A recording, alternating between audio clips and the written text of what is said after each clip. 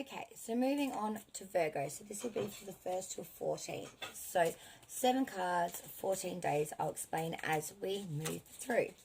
Oh, so 2, 3. Okay, so Virgo, your first card is the dog. So this is days 1 and 2. So the dog stands for a friend and or someone very loyal to you. So a companion as such, like we see the dog in our life is always by our side and quite a loyal friend. Your second card, which is days 3 and 4, is none other than the scythe and or sickle. So this symbolizes cutting free from someone or something. So maybe you've made a bit of a change in the people around you and you're breaking free from those that may not have your best interests at heart. Your third card, which is days 5 and 6, is none other than the moon. So the moon is actually quite a positive card. It speaks of an invitation or proposition. It's usually a real honour to whoever it is near or being bestowed upon.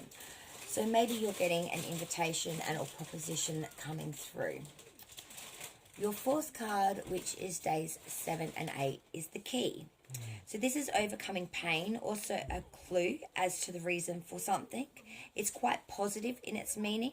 It could mean something which has been locked to you previously may now be unlocked.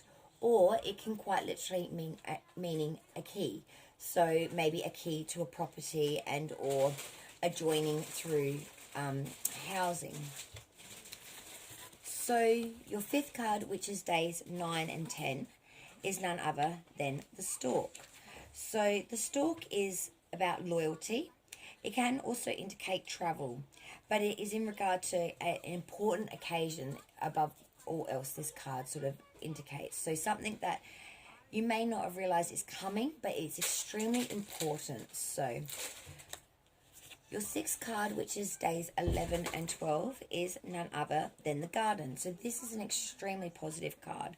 It's a place to meet a friend or business and or office. It's essentially somewhere people can meet and come together. So this doesn't have to necessarily be love related. It can be two friends or maybe sort of old school friends or, you know, past person that you once knew coming together, but in a place that you feel extremely safe and a good meeting place by memory.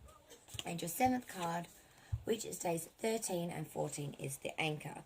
So the anchor represents pretty much what it looks like. So the anchor makes ships at sea not like float away because they're anchored. So this is security, this is being grounded, this is being really stuck in deep, so you're not going to float away. So you have security there.